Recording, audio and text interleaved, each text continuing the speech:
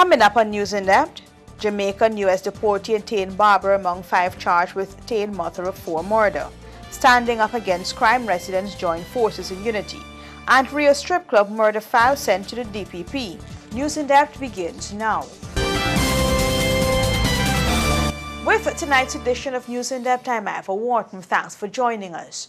First up, 5 persons have been charged for the murder of that teen mother of 4.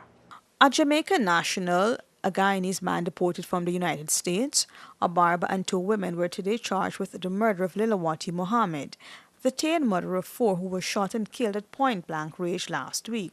Rowan Johnson called Jamaican Andre James called Tattoo Man, Oliver Premal a barber, his wife Nazima Premal and Shabiki Albert Johnson, wife of the Jamaican national, all appeared before Magistrate Caroline Artiga in the number 51 court this morning to answer to the indictable charge. 3 of the accused are from Rose Hall, while the barber and his wife are from Tain. They were all remanded until May 4th. While leaving the court, the men shouted their innocence to court reporters. The domestic worker was shot by bandits who invaded her home demanding cash. When the woman told the men that she had no money, she was shot twice in her face. Police cracked the case over the weekend after doing extensive investigations. Family members believe that the woman's death was more of a hit than a robbery. More news on the other side of this break. Hey, looky there. Let me go techie boots. Boots? No, man, I ain't gonna get locked up teeth in them big stinky 30-second boots. Plus, it can be more cheaper online. And don't got my favorite color, pink. Let me go on.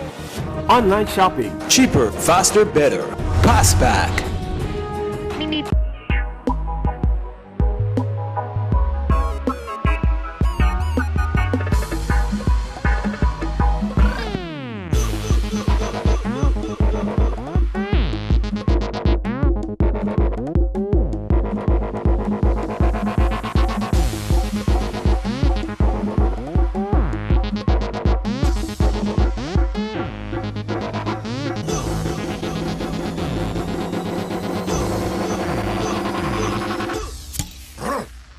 A man's beer.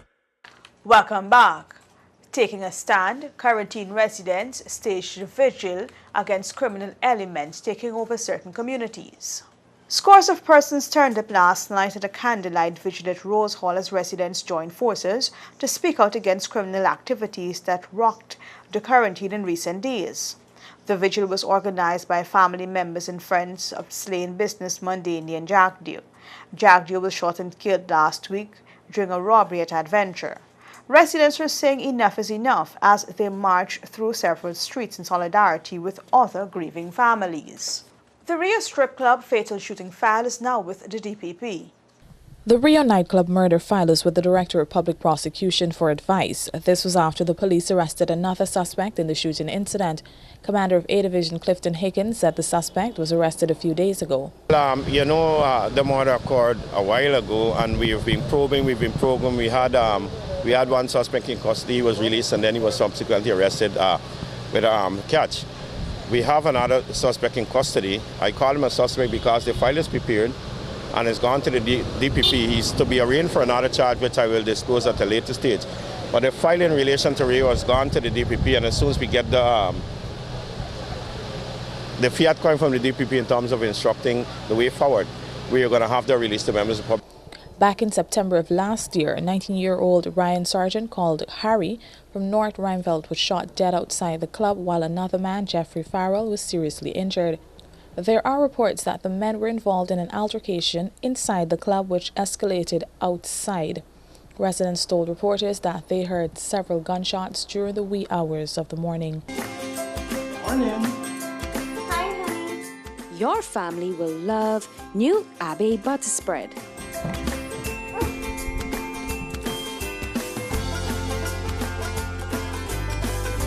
Thank you, Mommy. A heart-healthy choice with no cholesterol, Abbey is ready to use right out of the fridge. Smooth, spreadable, rich and creamy, Abbey is a great tasting butter spread. Try it today.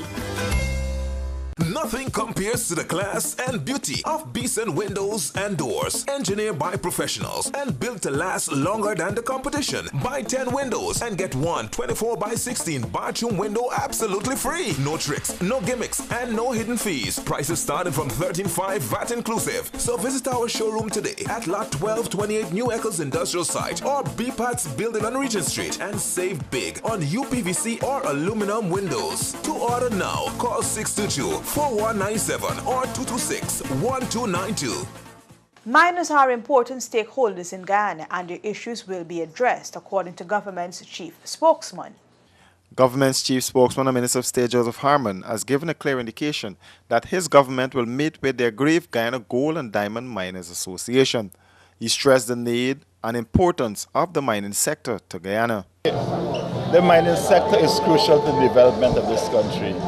And any issues which affect the miners, any issues which affect production, are issues which the government will have to consider. And the representatives of the miners and so on are critical to the development of this country. And clearly, I don't think that as a government it will serve us in any way by not recognizing that if these bodies we want to meet, that we should meet. The association has threatened industrial action over the 2% tax announced in the 2017 budget.